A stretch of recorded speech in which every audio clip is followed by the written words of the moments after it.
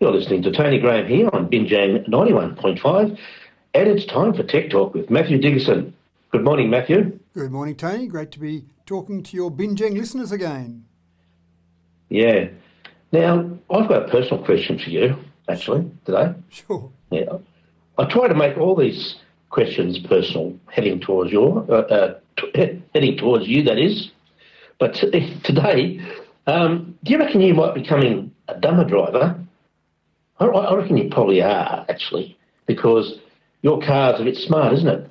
It is a bit smart, and there's some driving instructors out there that believe that the smarter our cars get, then the dumber we are as drivers. And dumber might be a bit harsh to say, but I think they're really I don't know. I think that might be quite appropriate in your case. Thanks, Tony. I think the nicer words to use are complacency and maybe a touch of arrogance coming in, because as we're getting these cars that can do more and more for us, we think we can concentrate less on our driving. And some of these features, and they're not the fully autonomous cars that some of the driving instructors are talking about. It really is just some of the features, like the idea of keeping you in your lane, or maybe giving you some warning if you're getting too close to the car in front of you.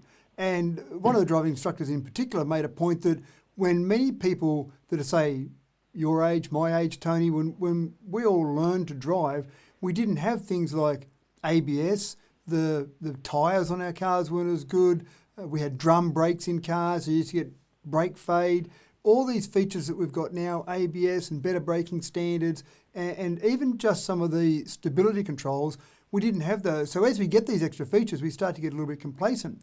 And one of the stats that was borne out through this particular research and information was that 30% of car accidents, when you take into account all the different accidents happening around Australia, 30% are rear-end collisions. And rear-end collisions really come about from two components from the instructor's point of view. One is tailgating, where we're just not taking enough notice of how close we're travelling behind the car in front of us. And the other one is just a bit of distraction, looking away, maybe looking at our mobile phone, for example, and then running into a car that might have slowed down or stopped in front of us.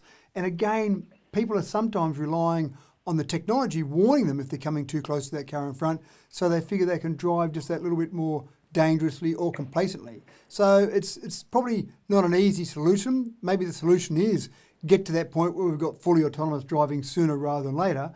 But at the moment, the point that's being made is that smarter cars possibly are making us dumber drivers. Yeah, I can see your point. I can actually see it. Yeah. And now, Apple is updating its operating system, iOS, to 14.5. So why are users happy and, hooray, Facebook furious?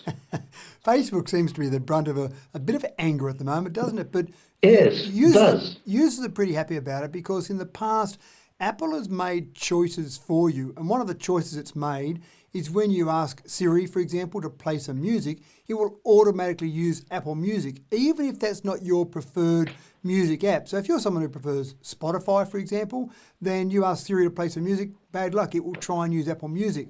But finally, and this is one of the dangers, I suppose, of some of the large tech companies, they can monopolise some of the market just through the ability for them to manipulate this. So they can decide whether you use Apple Music or another music app. Now, the latest iOS 14.5, which isn't out yet but will be out shortly, will allow you to use your default music app to play music from Siri.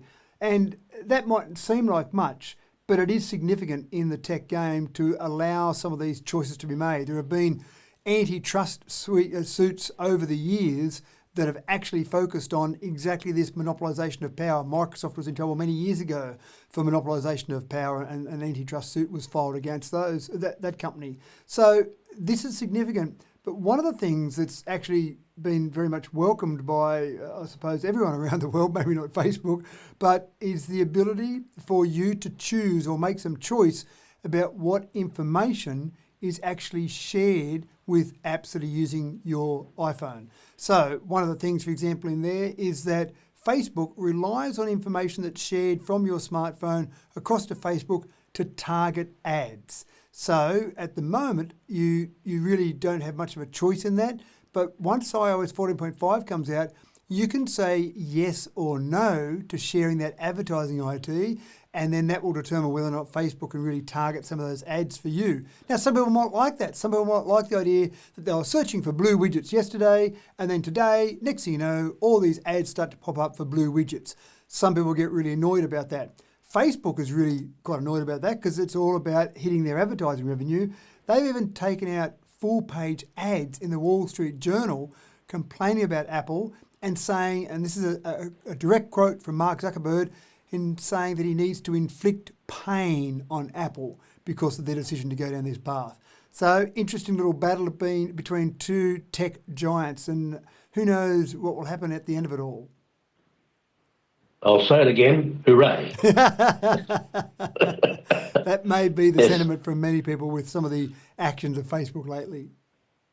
Oh, well, we do need some checks and balances. We can't have these corporations just acting with impunity, doing whatever they want.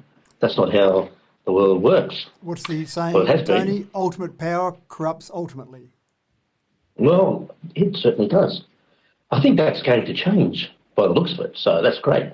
Now, we all have a responsibility to each other, and that's what this is all about at Facebook. Now,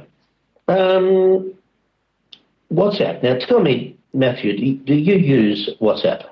I do use WhatsApp occasionally. I'm not an avid user of it, but I do use it occasionally. I like to try and play around with lots of different apps and see what's happening with them all. So what's going to happen soon? Apparently, people that use it will lose the ability very soon, or they could. They may well lose their ability. And this again goes back to one of Facebook's concerns. They're trying to get more and more data. If they're going to lose data, for example, from Apple, they want to be able to keep collating that data and gaining that information. So WhatsApp was bought by Facebook. I think they paid a miserable $19 billion for it about 6 or 7 years ago.